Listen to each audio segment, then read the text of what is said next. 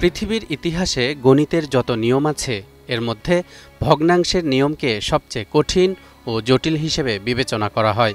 একটা সময় পৃথিবীতে কোনো মানুষ ফ্র্যাকশন বা ভগ্নাংশের সঠিক হিসাব করার কল্পনাও করতে পারত না।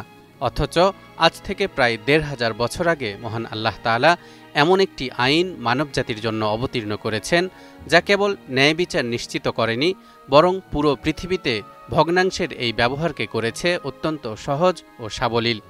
এটি হলো ইলমুল ফারায়েজ বা উত্তরাধিকার আইন।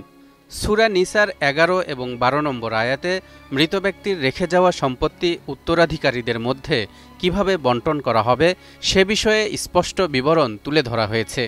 এরশাদ হচ্ছে, আল্লাহ তোমাদেরকে তোমাদের সন্তান সন্ততির অংশ সম্পর্কে নির্দেশ দিচ্ছেন। পুরুষ ২ নারীর অংশের সমান পাবে। তবে সন্তান সন্ততি যদি শুধু ২ জন নারীর অধিক হয় তাহলে তারা রেখে যাওয়া সম্পত্তির ৩ ভাগের ২ ভাগ পাবে। আর কেবল একটি কন্যা থাকলে সে অর্ধেক পাবে এবং তার পিতামাতা উভয়ের প্রত্যেকে রেখে যাওয়া সম্পত্তির ৬ ভাগের ১ ভাগ পাবে যদি তার সন্তান থাকে।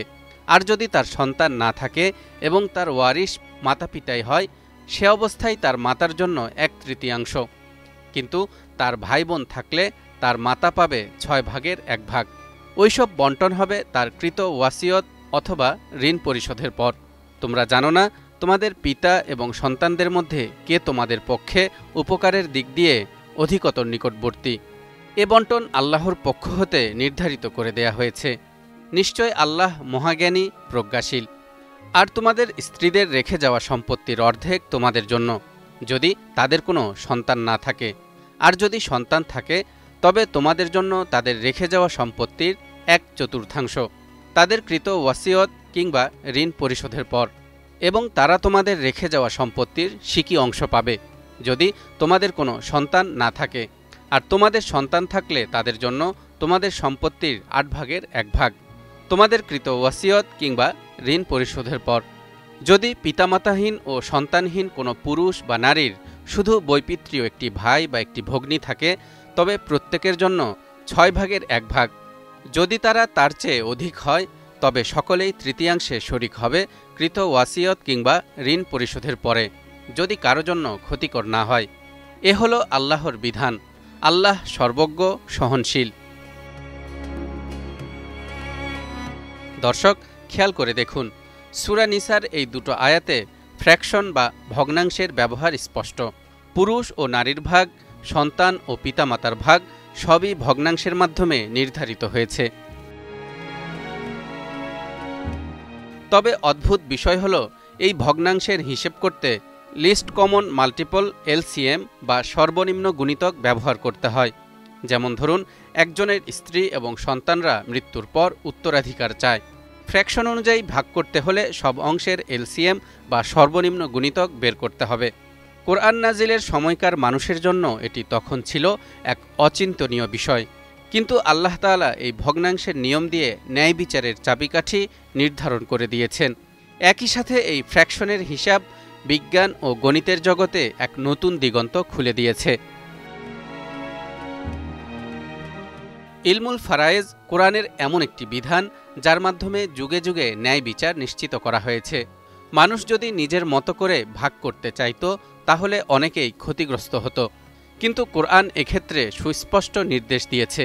কে, কখন, কিভাবে, কত অংশ পাবে সবকিছুই সুনির্দিষ্ট। সূরা নিসার শুধু ওই ২ আয়াতেই নয়, বরং এই সূরার একেবারে শেষ আয়াতেও সম্পত্তি বণ্টনের গুরুত্বপূর্ণ কিছু তথ্য দেয়া হয়েছে। এরশাদ হচ্ছে, ইয়াস্তাফতুনাক কুলিল্লাহু ইফতিকুম ফিল কালালাহ ইন ইমরুউন হালাকা লাইসা লাহু ওয়ালাদুন ওয়া লাহু উখতুন ফালাহা নিসফু মা তারাক ওয়া হুয়া ইয়ারিসুহা ইন লাম ইয়াকুল লাহা ওয়ালাদ فإن كانت اثنتين فلهما الثلثان مما ترك وإن كانوا إخوة رجالا ونساء فللذكر مثل حظ الأنثيين يبين الله لكم أن تضلوا ওয়াল্লাহু বিকুল্লি শাইইন আলীম। হে নবী, লোকেরা আপনার কাছে ফতোয়া জিজ্ঞেস করছে, আপনি বলুন, আল্লাহ তোমাদেরকে পিতামাতাহীন নিঃসন্তান ব্যক্তি সম্পর্কে ফতোয়া দিচ্ছেন। কোনো ব্যক্তি মারা গেলে তার যদি সন্তান না থাকে আর তার একটি বোন থাকে, তবে রেখে যাওয়া সম্পত্তির অর্ধেক সে পাবে। আর সে মৃত নারী যদি সন্তানহীনা হয়, তবে তার ভাই তার উত্তরাধিকারী হবে। আর 2 বোন থাকলে তারা তার রেখে যাওয়া সম্পত্তির 2/3 পাবে। আর যদি ভাই ও বোন 2 থাকে, তবে পুরুষ পাবে 2 জন নারীর সমান। আল্লাহ সুস্পষ্টভাবে বর্ণনা করেছেন যাতে তোমরা বিভ্রান্তিতে পতিত না হও। আল্লাহ যাবতীয় ব্যাপারে পূর্ণরূপে অবহিত। ইলমুল ফারাইজের জ্ঞান সূরা নিসার এই 3টি আয়াত এবং সহিহ হাদিস থেকে উদ্ভূত, যা এগুলোকে বিশদভাবে ব্যাখ্যা করে। ইসলামী শরীয়ত ইলমুল ফারাইজের এই জ্ঞানকে বিশেষভাবে গুরুত্ব দিয়েছে। এ কারণে বিখ্যাত মুহাদ্দিস, ফকিহ এবং তাবিঈনদের একজন সুফিয়ান ইবনে উয়াইনা রহমতুল্লাহ আলাই বলেছেন, ইলমুল ফারায়েজ বা উত্তরাধিকার আইন হল সমস্ত জ্ঞানের অর্ধেক, কারণ এটি সকল মানুষের জীবনে প্রভাব ফেলে। এটি শুধু উত্তরাধিকার হিসাব নয়, বরং মানুষের ন্যায় বিচার, অর্থনৈতিক ভারসাম্য এবং সামাজিক শান্তি নিশ্চিত করে।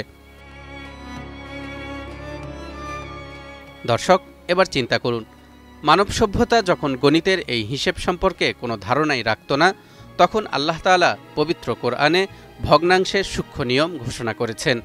আজও ইলমুল ফারায়েজের এই শিক্ষা মানুষকে ন্যায় বিচার শেখায়, পরিবার ও সমাজে শান্তি বজায় রাখে।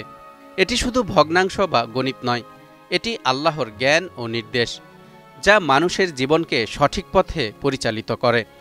ফ্র্যাকশনের জটিলতা, এলসিএমের প্রয়োগ সবই এক একটি উজ্জ্বল দৃষ্টান্ত।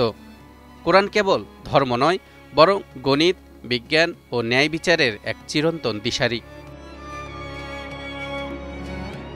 তালহা ইবনে রেজা, নিউজ 24।